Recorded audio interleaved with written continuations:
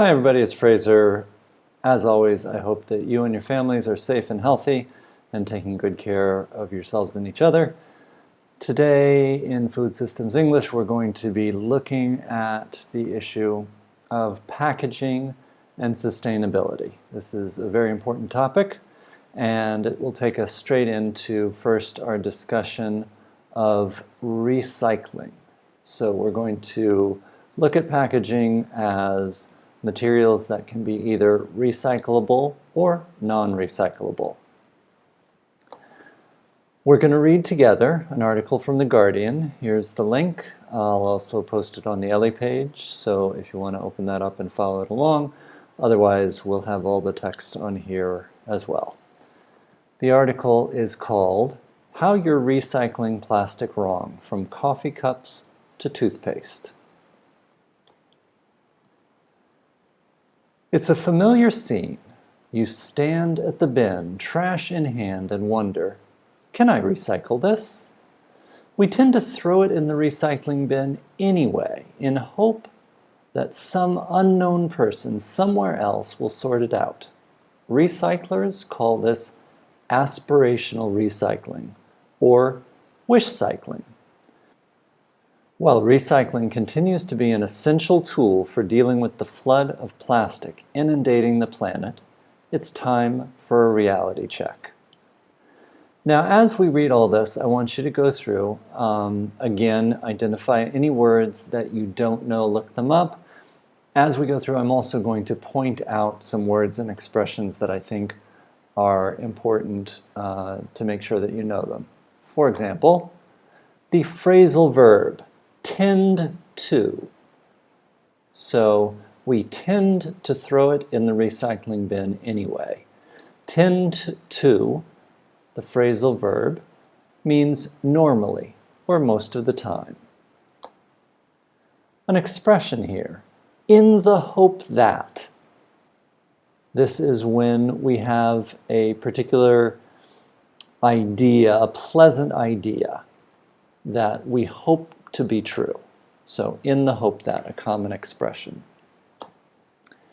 Next, another expression, to sort it out, to sort something out, which means to make sense of it, to make it be right. Now we have a couple of technical terms that we're going to use here as collocations, aspirational recycling and wish cycling. Finally in here, we have the collocation, a reality check. That's an expression. It means that you are examining something for its correctness or its truthfulness. Continuing with the article, your coffee cup probably isn't recyclable. Items composed of different kinds of materials present a big challenge for recyclers. The billions of single-use coffee cups discarded each year are a classic example. A thin plastic coating inside the cup may prevent leakage, but it's extremely difficult to separate it from the paper cup itself. That means the cups can't be recycled as paper, nor can they be recycled as plastic. Their ultimate destination is usually the landfill. Coffee cup lids don't fare much better. Due to the low quality of the plastic, they aren't particularly attractive to buyers of secondhand plastic. And, in any event, they tend to fragment into small, unusable pieces. Some curbside programs recommend putting them straight in the trash bin. The best solution is to get your own reusable coffee cup. So, pointing out single use and fragment as words that you may not know, and then the words highlighted in blue, can't, nor. So this is similar to when we have either or, neither nor. And because can't is negative, we're going to follow that latter pattern and say can't be recycled as paper, nor can they be recycled as plastic? Number 2, toothpaste tubes need special treatment. Clean teeth, yes. Clean planet, questionable. Toothpaste tubes are another troubling composite. While the bulk of the tubes may be made of plastic, they can contain other materials such as a thin coating of aluminum. Tubes and toothbrushes also contain different types of plastics mixed together.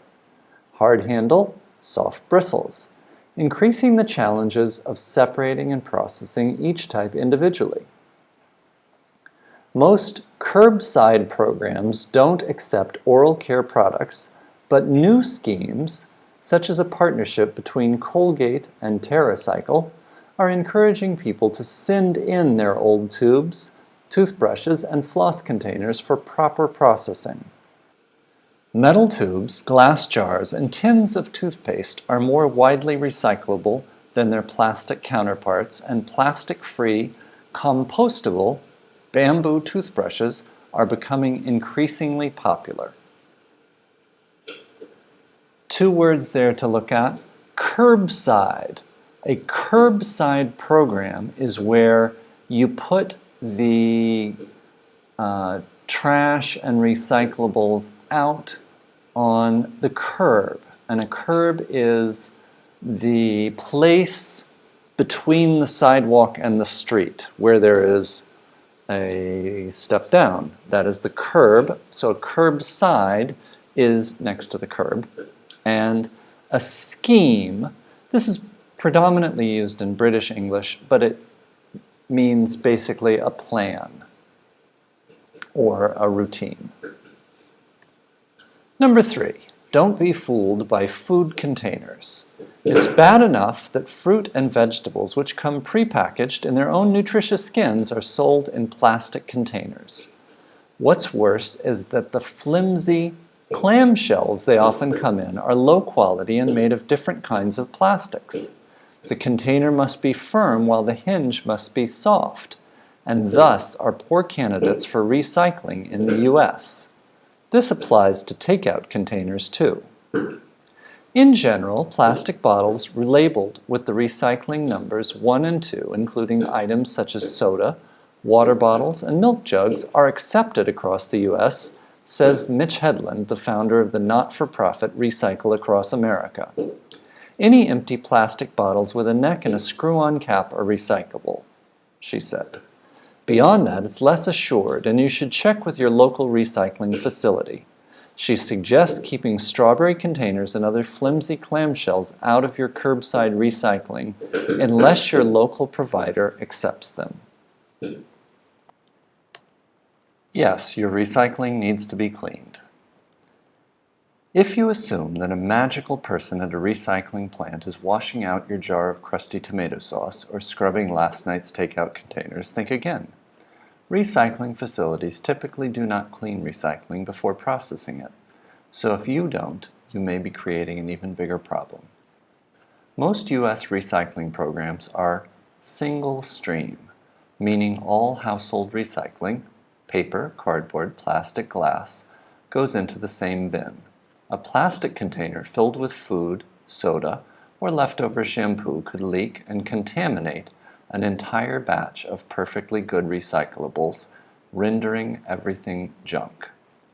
Food waste is definitely a contaminant that can make other items dirty and attract pests, says Marisa Begley of Millennium Recycling, a recycler in Sioux Falls, South Dakota. While recyclers say your items don't have to be squeaky clean, dirty items will benefit from a quick rinse or removal of excess food and liquids. This could mean simply scraping out a peanut butter jar with a spatula, says Begley. We definitely appreciate it. I want to point out the expression squeaky clean. This means that something is very clean, exceptionally clean. A collocation. Number 5, plastic bags are a recycling plant's nightmare. Despite single-use plastic bag bans in California and New York and rising awareness of their harm, many still find their way into the recycling system. Headland of Recycle Across America calls them the worst culprit of wish cycling because of the damage they cause at the recycling plant. Flimsy plastic bags quickly degrade and can clog up expensive sorting equipment, causing delays and endangering workers. Often recycling centers' multi-million-dollar processing machines have to shut down every half hour because the plastic bags get jammed into the equipment, Headland says. Plastic bags should be kept away from curbside recycling unless your local recycler advises otherwise, and definitely don't use them to bag up your other plastics or line your recycling bin, she says. Just to point out here, the phrasal verb to clog up and the noun form awareness. Those little arrows, they don't mean anything.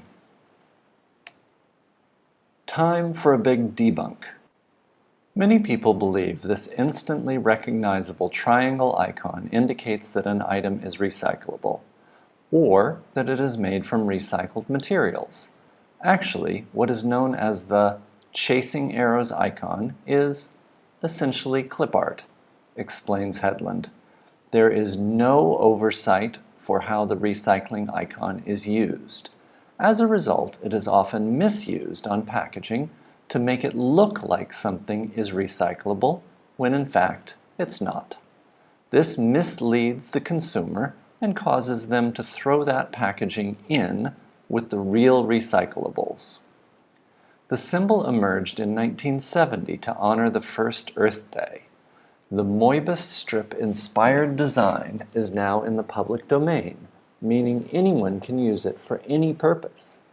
The numbers inside the arrows from 1 to 7 were developed by the plastic industry in the late 1980s. Misleadingly, not every number is recyclable. In fact, hard plastics with the number 1 and 2, such as soda, shampoo, and laundry detergent bottles, have the most consistent recycling markets. Numbers 3 through 7 include a lot of the soft plastics mentioned above: clamshell containers, coffee cup lids, and present greater difficulty. Plastic can't be recycled forever. Recycling conjures up an image of a closed circle. Yet one of the biggest misconceptions about plastic is assuming that it can be recycled into the same kind of object, says Kim DeWolf, a professor of environmental philosophy at the University of North Texas.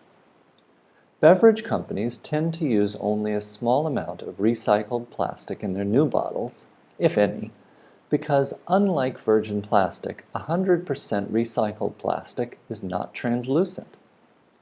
More likely, your plastic bottle is being turned into an item of lesser value, such as plastic lumber, carpets, or a fleece sweatshirt.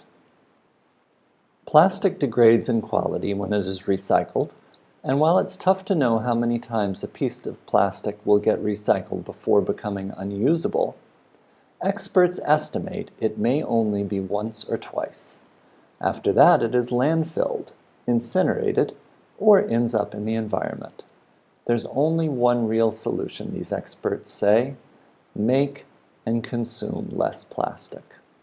Okay, just to point out the phrasal verb to conjure up, a collocation, lesser value, meaning having a lower value, and the use of the word tough.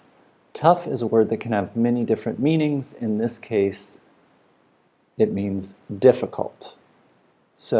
But it's a good word to really know the several different types of definitions for it. All right, now that you've read this article, you can go back and if you want to clarify anything or look up any of those words, and then we'll move on. And what I would like you to do is watch these two videos about recycling. I'll put the links to these videos on the Ellie page, and then once you've watched these two videos, they're kind of fascinating, kind of mesmerizing in how the whole process works. I want you then to do a little homework. I want you to describe what you and your family do to reduce the amount of waste material in your household and find ways in which you think you could improve. So make a few notes, write those things down. Feel free to post them up on the forum, and I will give you any corrections. But I hope you find this an interesting activity. And again, as always, I hope you and your families stay safe and healthy. Bye.